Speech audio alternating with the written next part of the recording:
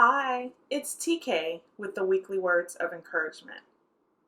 In the last devotional, we discussed viewing our work as worship. Like work, rest has existed since the creation of the world. Genesis chapter 2, verses 2 and 3 tell us, on the seventh day, God had finished his work of creation, so he rested from all his work. And God blessed the seventh day and declared it holy, because it was the day when he rested from all his work of creation. As Dr. Tony Evans notes in his Bible commentary, God rested on the seventh day not because he was weary, but because he wanted to provide us a model. I'd like to pose a question. When was the last time you did absolutely nothing related to work and didn't feel guilty about it? Whether our jobs require physical labor or mental labor or both, we need to rest our bodies and our minds. Unfortunately, our society doesn't encourage rest.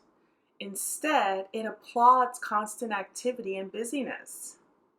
I don't think we realize that if we engage in nonstop activity, then we will end up depleted and weary. Dictionary.com defines weary as physically or mentally exhausted by hard work, exertion, strain. You feel fatigued, tired. Does this definition fit you? Is your body weary from working long hours to provide for your family? Is your mind exhausted by the mere thought of the significant racial and political divisions in our country?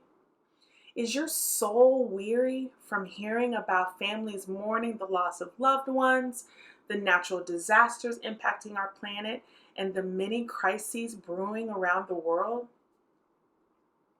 I'll admit to feeling weary and exhausted often. I'm particularly susceptible to mental, emotional, and spiritual fatigue.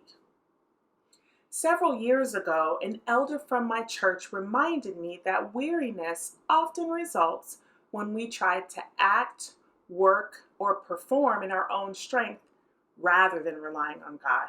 He was so right. And life has taught me that weariness can also result when I'm disconnected from God. When I'm not praying, reading and studying His Word, listening to worship music, attending church service, or fellowshipping with other followers of Christ. I also find myself weary from reading the news and scrolling through social media because there's so much negativity. When I'm working in my own strength, or when I'm disconnected from God, or when I'm absorbing too much negativity, I'm left feeling discouraged, depleted, disappointed, defeated, disillusioned, and depressed. In other words, I'm weary. When we're weary, and as a regular practice to help us avoid weariness, we need to be intentional about taking time to rest. We can follow the counsel Jesus gave his disciples, recorded in Mark chapter 6, verse 31. Then Jesus said, "Let's go off by ourselves to a quiet place and rest a while." He said this because there were so many people coming and going that Jesus and his apostles didn't even have time to eat.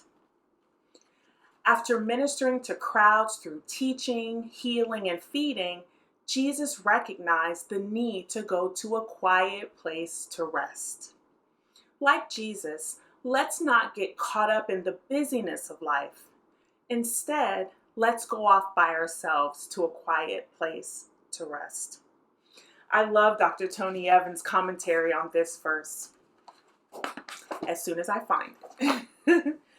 Sometimes the most spiritual thing you can do is get some sleep. What a great reminder. Just take a nap. What are some other ways you can rest? For me, rest might be taking a break from social media, or it might look like going for a long drive to marvel at God's creation, or sitting in the rocking chair on my front porch, or putting together a 1,000-piece jigsaw puzzle. I encourage you to consider rest options that fit your life. Maybe the quiet place that offers you rest is your bathtub or shower, which may be the only place where you can be alone, unless you have little people who follow you into the bathroom. Or maybe your quiet place is in your car during your commute to work, when you can sing at the top of your lungs without concern for your passengers. Or maybe it's the kitchen where you can try out that new recipe. Or maybe it's finally time to take that much needed vacation you've been putting off for far too long. Whatever you decide to do, enjoy each restful moment. And as you're resting, keep in mind that sometimes we hear God more clearly in those quiet moments of rest. I pray you have a restful and relaxing week, and I look forward to seeing you next time.